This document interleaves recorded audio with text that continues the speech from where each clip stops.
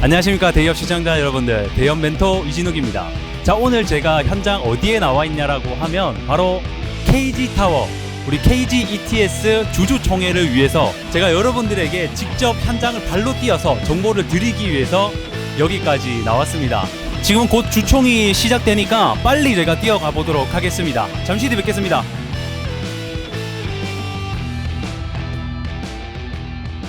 우리 KG ETS 얘기를 하면 사실 웃을 수 있는 상황은 아닌 것 같아요. 맞습니다. 네. 근데 물론 이제 주총 다녀오면서 주총과 이 담당자분 인터뷰를 또 해서 뭐 공개를 할 수 있는 내용들이 있고, 조금 공개를 하기 어려운 내용들도 좀 있고. 그죠. 근데 물론 이제 그분들께서도 시장에서 공개가 안 된 내용들을 저희한테 말씀을 분명히 안 해주셨을 겁니다. 저희는 맞습니다. 일단 주주 입장에서 주주의 권리를 행사하러 다녀온 거기 때문에 분명히 시장에서 공개되지 않은 정보들은 만약 그게 설령이 있다고 해가지고 우리가 개인적인 해석인 거지. 맞습니다. 자, 그러면 정리를 좀 해봅시다. 우리 네. KG ETS가 어떤 기업입니까?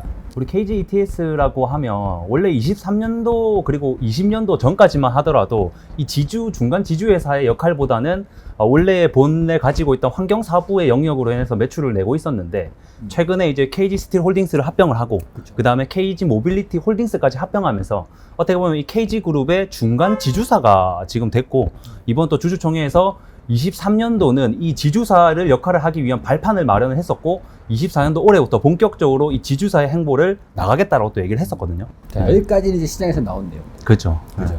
누구나 KG ETS를 알고 계시는 분들이라면 뉴스를 검색해 보셨다라면 알 수 있는 내용들. 맞습니다. 그죠. 네. 자, 주주총회에서 안건을 보니까 바이오 증류, 바이오 사업부, 이 사업을 저는 설마 조금 변환이 좀 있지 않을까. 근데 네. 그게 자체가 안건은 아니었어요. 맞아요. 네. 네.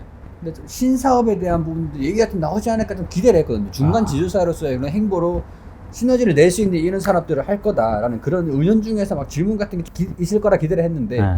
그런 내용들이 좀 없더라고요. 맞아요. 저도 그 부분이 굉장히 아쉬웠는데, 네. 이번에 지주사로 발돋움을 하면서 이제 또 그룹 간의 어떻게 보면 수직 계열화를 완성시키면서 그렇죠. 그에 대한 시너지 효과를 좀 낼 수 있는 방안들을 가지고 오지 않을까라고 기대를 했었는데, 아쉽게도 그런 부분은 없었고, 기존 사업을 뭐 유럽 수출로 더 확대한다라든지 이런 어떤 수출에 대한 얘기를 좀 주로 하지 않았나, 바이오 증류 사업 부분에서는. 왜냐면은 환경사업 부분들이 규제가 점점 강화되고 있습니다. 그래서 바이오 디젤 의무 혼합 비율이라든가 그게 사실 우리나라보다 외국이, 특히 유럽, 미국 같은 경우가 환경적인 규제가 굉장히 많기 때문에 강해요. 맞아요. 그래서 수출을 꾀할 수밖에 없는데 이게 바이오 유가 네. 운송이 굉장히 까다롭거든요. 그래서 중간중간마다 이게 예를 들어서 팜유 같은 게 온도가 높으면 녹아버리잖아요. 맞습니다. 고체로 옮기고 있는데 갑자기 여름에 햇빛이 뜨거워서 더워 그러면 녹아버린단 말이에요. 네. 그러니까 그게 운송하는 방법이 굉장히 좀 까다롭습니다. 네. 거기에 대해서 좀 구체화하겠다. 이동, 보관, 뭐 그 유통 그런 거에서 좀 신경 써서 이렇게 하겠다. 구체화되어 있는 내용들은 좀 나왔는데 사실 우리가 이걸 기대하고 간 건 아니잖아. 맞습니다. 네. 그렇죠. 결국에는 이제 모빌리티 사업도 그렇고 중간 지주사지 않습니까? 그죠. 연결 실적으로 반영을 되기 때문에 모빌리티는 곧 ETS고 스틸은 곧 ETS다. 그렇죠. 네. ETS에서 제가 생각났는데 사명도 바꾼다고 하더라고요. 네, 그렇죠. 이번에 네. 또 안건 중에 하나가 이 사명 변경에 대한 안건이 또 있었더라고요. 네. 사명 변경을 뭐 이거는 크게 주가에 영향 미칠 만한 요인들은 아니니까 그쵸. 우리가 뭐 전혀. 언급을 할 수 있을 것 같은데 KG 에코 솔루션이죠.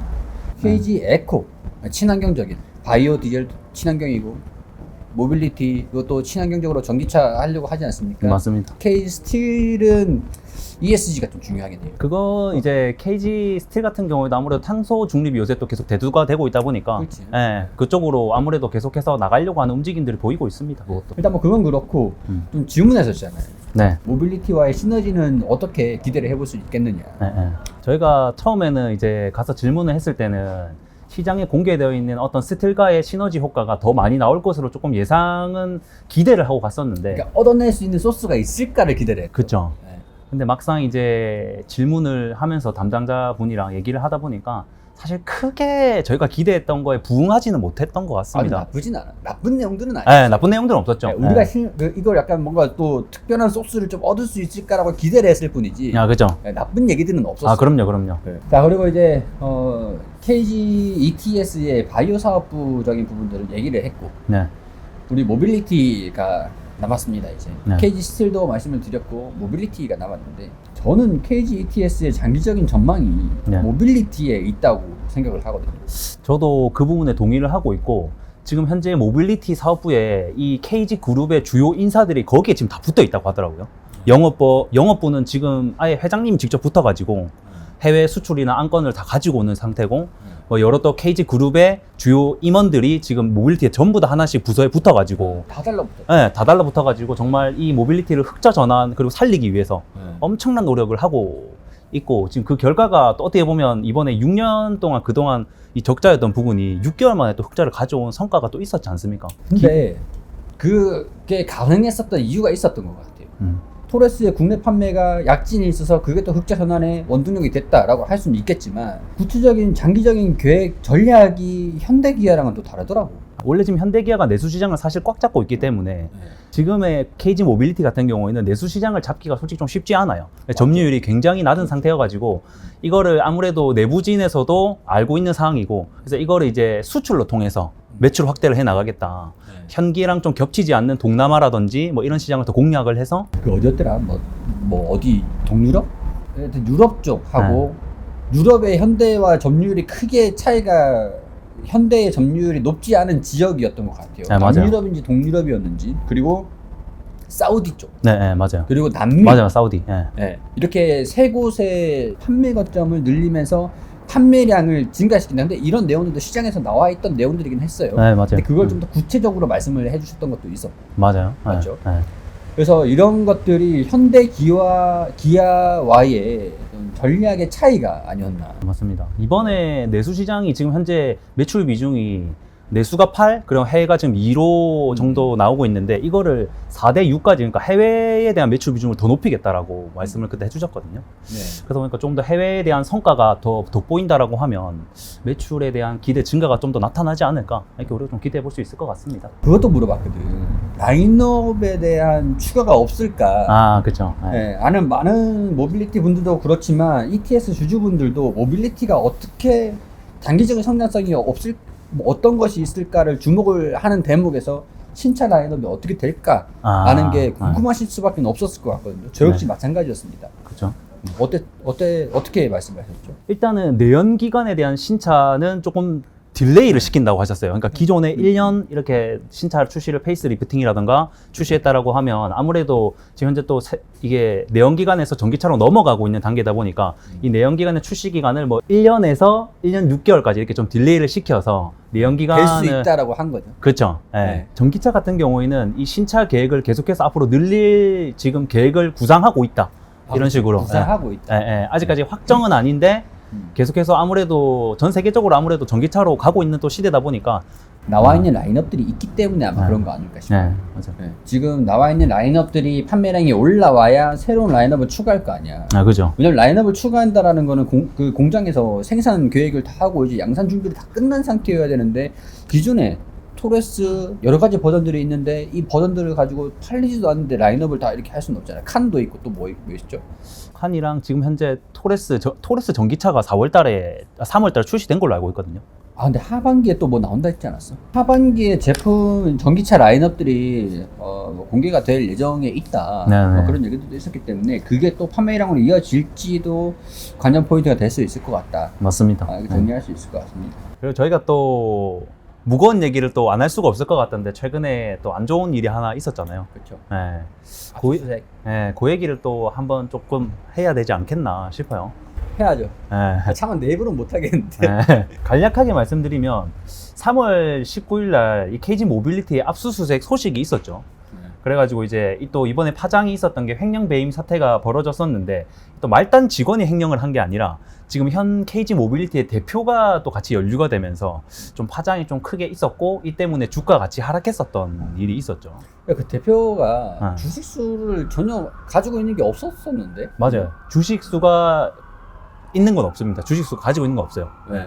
그래서 뭐 지금 시장에서 공개되어 있는 내용들은 어때요?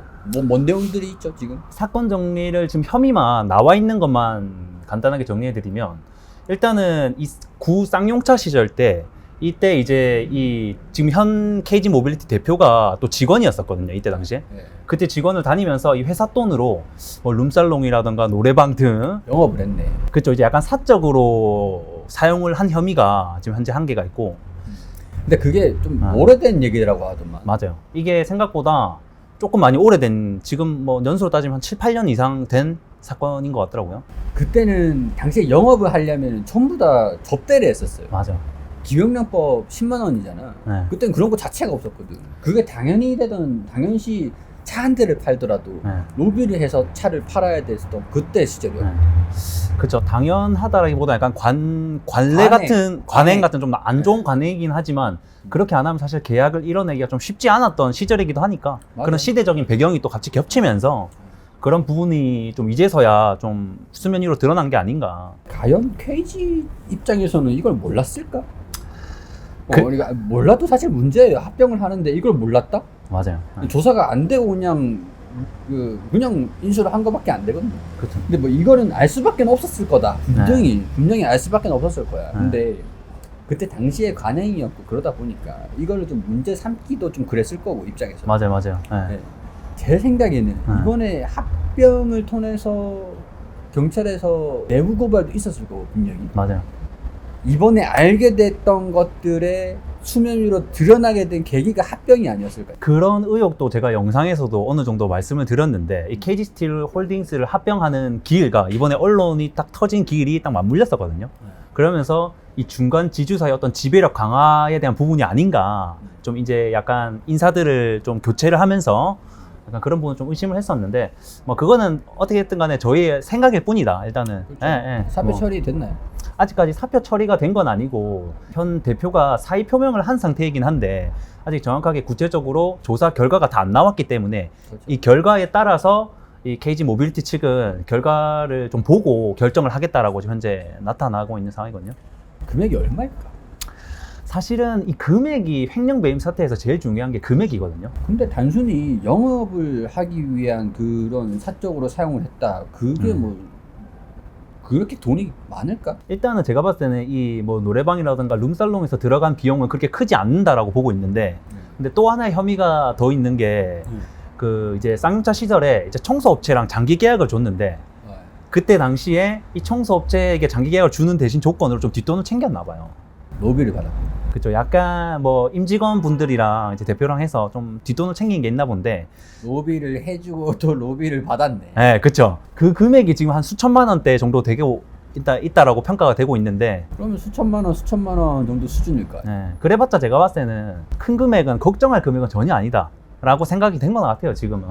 근데 일단은 압수수색 결과가 어떻게 나오냐에 따라서 결과가 달라질 수는 있겠지만. 그렇죠. 네. 주주 입장에서 막 이거 가지고 걱정하고 막 그거는 그 정도는 아닌 것 같고. 맞아요. 시장에서 기사에서 좀 과장됐다. 맞아요. 네, 그렇게 정리를 좀 해볼 수는 있을 것 같네요. 네. 총을 참석을 하면서 이런 얘기를 듣고 예측을 해볼 수 있는 한계가 여기까지인 것 같습니다. 맞습니다. 네, 충분히 분석을 할 수 있을 만한 그런 내용들에 대해서 저희가 분석을 한 것들이고, 네, 이런 것들이 뭐 공정성, 뭐 신뢰성, 확인된 내용들이냐, 뭐 그런 것들 역시도 시청하시는 분들이 참고하셔가지고 봐주셔야 되는 몫이겠죠.